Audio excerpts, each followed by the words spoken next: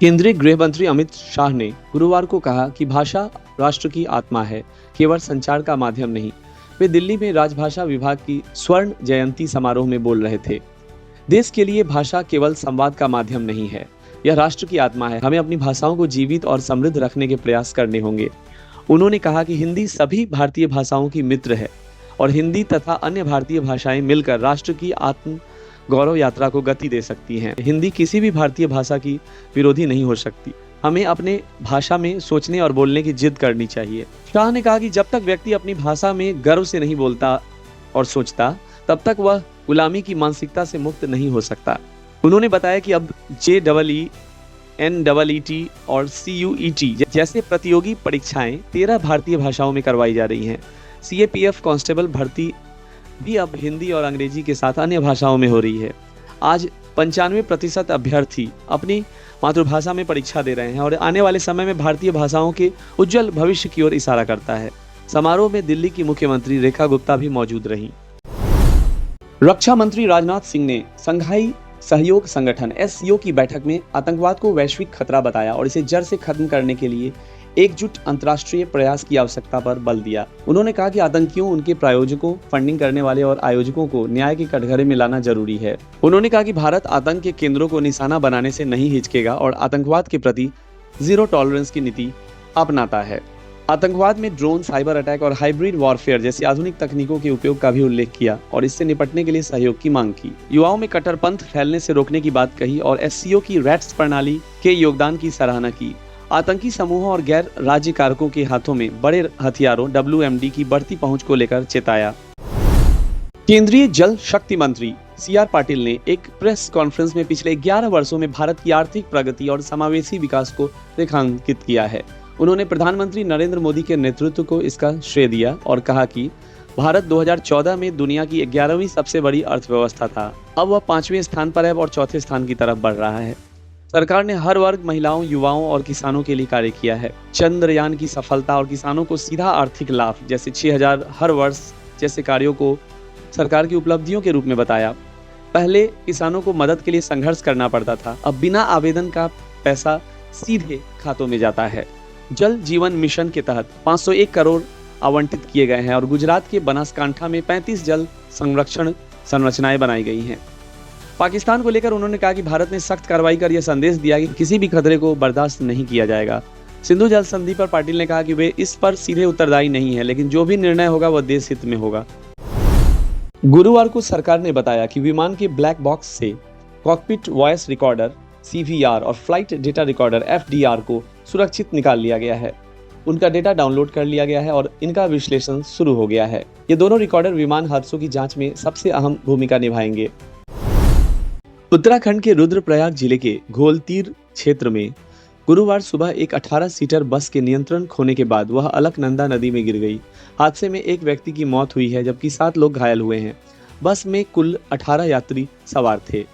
मुख्यमंत्री पुष्कर सिंह धामी ने हादसे पर गहरा शोक व्यक्त करते हुए कहा, रुद्रप्रयाग जिले में एक टेम्पो ट्रैवलर की नदी गिरने की सूचना अत्यंत दुखद है। राहत व बचाव कार्य युद्ध स्तर पर जारी है। मैं लगातार स्थानीय प्रशासन के संपर्क में हूँ। ईश्वर से सभी की कुशलता की प्रार्थना करता हूँ। SDRF, पुलिस और प्रशासन की टीमें मौके पर मौजूद हैं। श्रीनगर गढ़वाल डैम, जो कि दुर्घटना स्थल से लगभग 40 किलोमीटर दूर है, वहां भी खोज अभियान चलाया जा रहा है क्योंकि कुछ यात्रियों के बह जाने की आशंका है। घायलों को जिला अस्पताल में भर्ती कराया गया है और गंभीर रूप से घायल यात्रियों को एम्स एयरलिफ्ट कराने की तैयारी चल रही है। IG नीलेश आनंद भराने ने बताया कि हादसे में 18 लोग सवार थे। गढ़वाल मंडल आयुक्त विनय शंकर पांडे ने 1 मौत और 7 घायल होने की पुष्टि की है। यह घटना अमरनाथ यात्रा से पहले सुरक्षा और ट्रैफिक प्रबंधन को लेकर चिंता बढ़ा रही है। जम्मू कश्मीर के उधमपुर जिले के बसंतगढ़ क्षेत्र में सुरक्षा बलों और आतंकियों के बीच मुठभेड़ शुरू हो गई है। यह मुठभेड़ गुरुवार सुबह शुरू हुई। ऑपरेशन बिहाली के तहत भारतीय सेना और जम्मू कश्मीर पुलिस द्वारा यह संयुक्त अभियान चलाया जा रहा है। सेना के व्हाइट नाइट कॉर्प्स ने पुष्टि की कि आतंकियों से संपर्क स्थापित हुआ है और गोलीबारी जारी है। IGP जम्मू जोन भीमसेन टूटी ने बताया कि मुठभेड़ सुबह शुरू हुई है और अभियान अब भी जारी है। बुधवार को अमरनाथ यात्रा की तैयारी में बाल्टाल बेस कैंप पर सुरक्षा बलों ने मॉक ड्रिल की थी। इस अभ्यास में कई एजेंसियों, Jammu Kashmir police, NDRF, SDRF, CRPF, कि 49 बटालियन, 49 बटालियन, सेना, स्वास्थ्य विभाग और अग्निशमन विभाग ने हिस्सा लिया। स्थिति पर नजर बनी हुई है और ऑपरेशन अभी जारी है।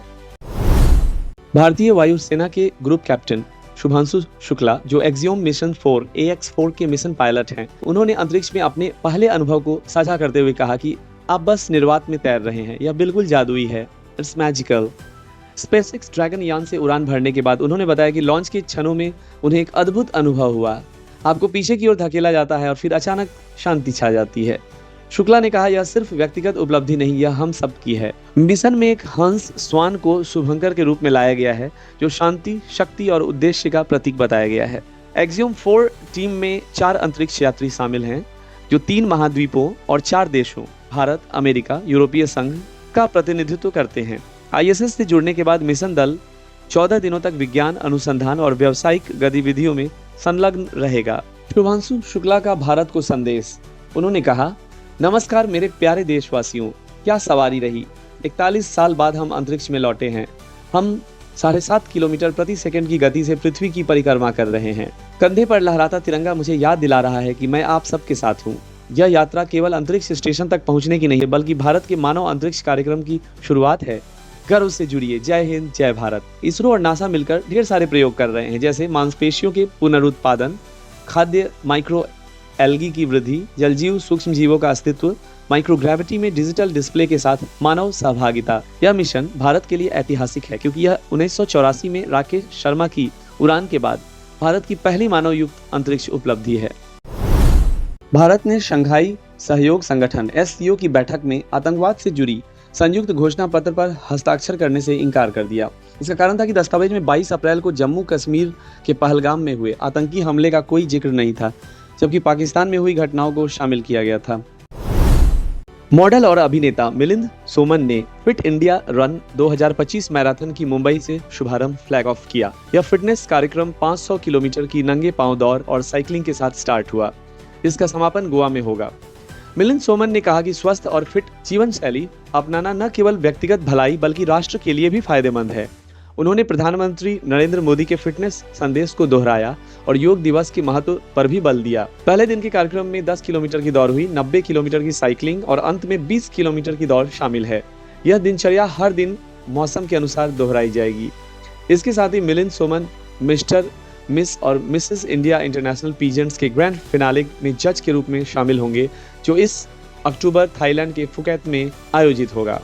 इस प्रतियोगिता के लिए ऑनलाइन ऑडिशन जून में शुरू हो रहे हैं और भारतीय मूल के प्रतिभागियों को वैश्विक स्तर पर आमंत्रित किया गया है। फिट इंडिया रन 2025 का उद्देश्य पूरे देश में स्वास्थ्य और फिटनेस के प्रति जागरूकता बढ़ाना है। पृथ्वी शॉ ने कहा है कि जब वह करियर के बुरे दौर से गुजर रहे थे, तब सिर्फ ऋषभ पंत ने उनका साथ दिया। पृथ्वी शॉ की तुलना कभी सचिन तेंदुलकर, वीरेंद्र सहवाग और ब्रायन लारा से की जाती है, लेकिन वो उम्मीदों में खरे नहीं उतर पाए। स्टार क्रिकेटर पृथ्वी शॉ काफी समय से टीम इंडिया से बाहर चल रहे हैं। पृथ्वी शॉ ने जुलाई 2021 में भारतीय टीम के लिए आखिरी इंटरनेशनल मुकाबला खेला था।